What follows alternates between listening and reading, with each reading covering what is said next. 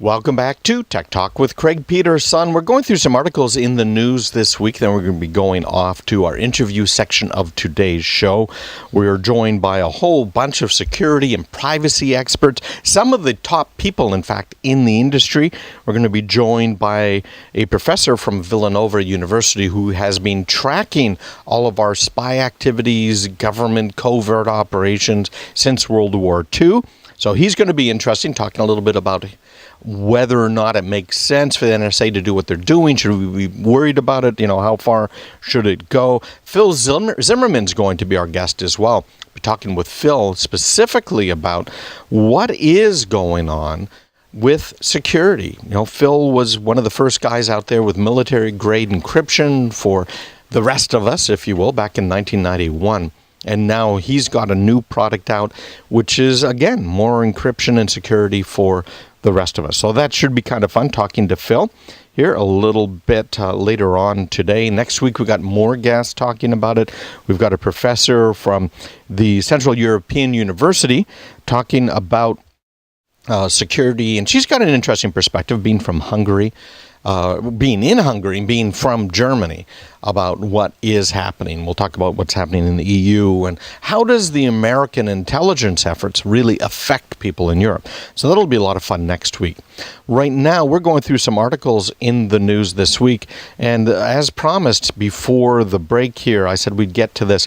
This is from Copy Blogger, a very interesting, I think, and you guys did too, because you clicked on it on my Twitter feed and also my Facebook feed. This is the power of the Double-Whammy headline, how to increase the chances of your content being read.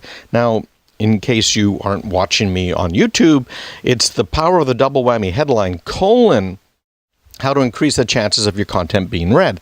That's a double whammy headline. And this is important when it comes to writing copy, whether it's for your blog or a marketing piece, etc., etc. And it's kind of a fun article. You should read it. I think you'd enjoy it. So here's some examples that are given by the author. It's Sean D'Souza of Double Whammy headlines that work. What every small business needs. What every small business needs is sales analysis and how to complete it in 20 minutes. Why quarterly analysis can increase business by 50%. The 3 key steps. The Rumidow method, 4 steps to achieving a thriving and profitable online forum. Another one, the keyboard wheel. And this is in parentheses here, and how it helps you decide the right color for your website. Why small businesses don't grow, double dash or an M dash, and how to use autoresponders to increase your business by 27% every year. Okay, and the first part of these headlines should be able to stand alone by themselves, and some of them will work quite well by themselves. But putting in that second part, that double whammy, really pulls people in. The job isn't to be a complete headline, it's to really kind of knock you out to complete it. And the question is, should you use double whammy headlines all the time? And he compares it to umbrellas, and you shouldn't take them all the time.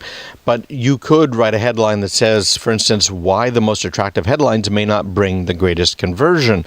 It's not a double whammy, but it does work well, and obviously you don't want to overdo it. So a lot of detail in that. You can find that again on my Twitter feed or my Facebook feed, craigradio.com, to find either one of those.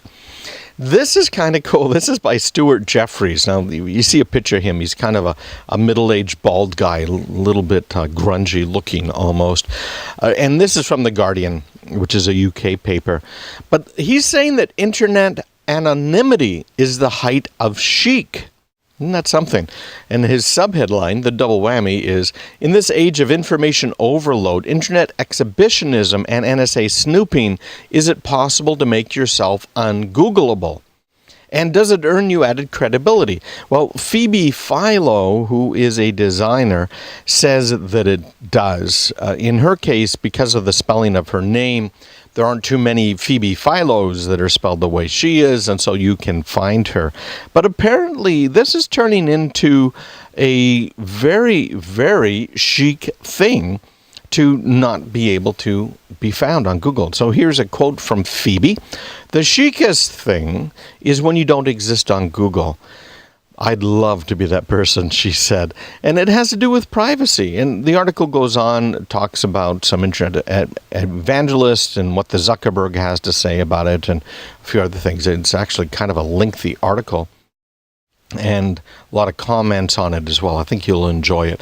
But it turns out that being a little bit anonymous really seems to be the hike of chicness out there today. So we are going to go now off to the interview section of today's show.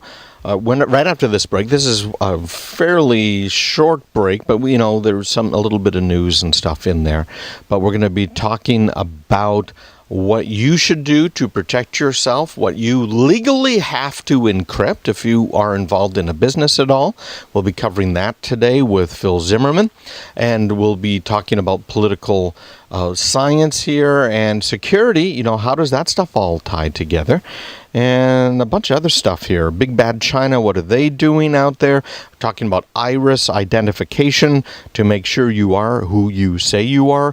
Lockbox is going to join us talking about sensitive document exchange with your attorney, with your accountant, with your customers, etc. Some of this you have to do, by the way, if you have customer identifiable information, and there's more categories we'll be talking about later. And then we're going to have a couple of fun interviews at the end of the show. Comcast is going to talk about their new Xfinity X1, and Snafu Scan is going to talk with us about vehicle information, how you can get the leg up on that used car dealer. Stick around, all of that and more coming up right here on Tech Talk with Craig Peterson. We'll be right back.